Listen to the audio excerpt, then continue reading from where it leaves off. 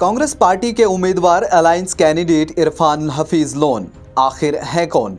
Assembly इंतखाबात में पहली बार पार्टी से टिकट हासिल करने के बाद शानदार जीत दर्ज की।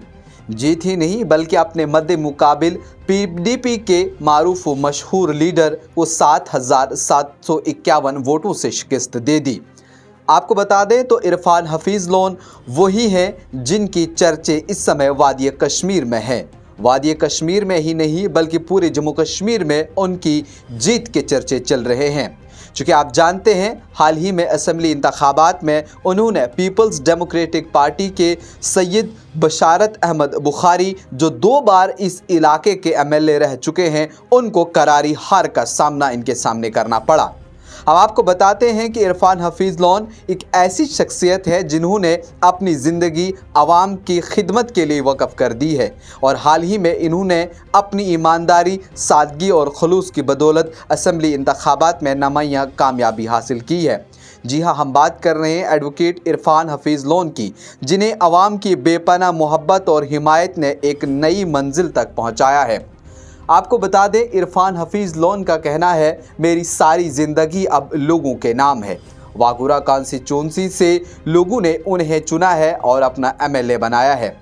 उनका ये कहना है कि मेरी ज़िंदगी का मकसद अब सिर्फ लोगों की खिदमत करना है। जो कि एक वक्त मुझे याद है जब मैं जंतर मंतर पर बैठा करता था और तब धरने दिया करते थे, लोगों की आवाज़ आगे ले जाया करते थे, और वही आज का वक्त है जब अब हम अपनों के लिए अपने इलाके में आवाज़ उठा रहे हैं। और ऐसा इरफान हफीज लोन ने लोगों के साथ वादा भी किया कि अगर मैं बरसरे इक़्तिदार आया तो आपकी मुश्किलात हल करने के लिए पूरी कोशिश करूँगा। और इरफान हफीज लोन की शोहरत वादी कश्मीर में और भी ज़्यादा तब बढ़ गई जब उन्होंने दफ़ा 370 की बहाली के लिए आवाज़ उठाई और अदालत उज़्मा के अंदर जस्टिस DY चंद्रचूड़ के सामने बहस की। तब वादी कश्मीर का हर बच्चा, जवान, बूढ़ा इरफान हफीज लोन से मुतारिफ़ हुआ और लोगों में इज़्ज़त और शोहरत पाने के बाद वकालत से बढ़कर उन्होंने फिर सियासत में अपनी किस्मत का सिक्का आजमाया, चाहे फिर वो DDC के इंतखाब हों या फिर असेंबली इंतखाबात। जीत का परचम लहरा कर ही दम लिया। इस असेंबली की बात करें तो वागुरा करीरी में इनके मद्दे मुकाबिल, जो पहले मैंने जिक्र किया कि PDP के सैयद बशारत अहमद बुखारी थे, जो कि 2 बार MLA रह चुके हैं, उन्हें भी करारी हार का सामना करना पड़ा।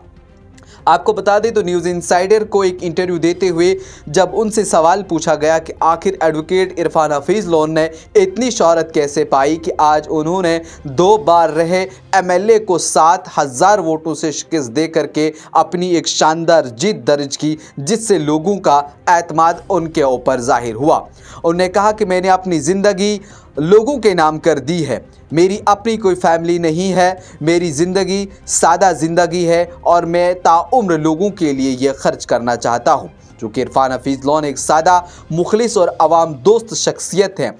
वो अपने इलाके में निहायती मकबूल और अवामी मसाइल के हल के लिए हमा वक्त मुतहरिक रहते हैं।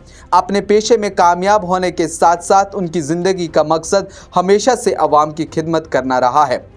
इरफान हफीज़ लोन का ताल्लुक़ एक मुतवस्सित ख़ानदान से है और उन्होंने अपनी मेहनत और लगन से न सिर्फ वकालत के मैदान में कामयाबी हासिल की बल्कि अवामी एतमाद भी जीता। वो अपने इलाके के मसाइल को करीब से जानते हैं। वो हमेशा से कोशिश की है कि वो अपने इल्म तजर्बे को अवामी फलाह व बहबूद के लिए इस्तेमाल करेंगे। आपको बता दें तो जिस तरह से वागोरा करीरी के लोगों ने इरफान हफीज लोन पर भरोसा किया है और अपने हलके में उन्होंने लोगों से ये भी वादा किया है कि वो अपने तमाम वसाइल को बरोए कार लाकर आवाम की मुश्किलात को हल करेंगे और उन्हें बुनियादी सहूलियात फराहम करने में कोई भी कसर नहीं छोड़ेंगे।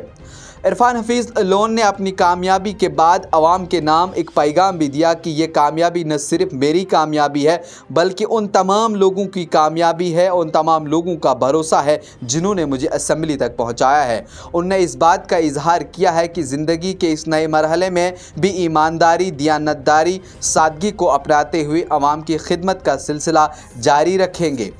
और जिसके साथ ही इरफान हफीज लोन आगे की बकिया ज़िंदगी में भी वागुरा करीरी हो या फिर सोपुर या उनसे मिलने वाले तमाम वो लोग जिन्हें भी किसी भी मुश्किलात उन्हें आ रही हो, वो उसे हल करने की पूरी कोशिश करेंगे।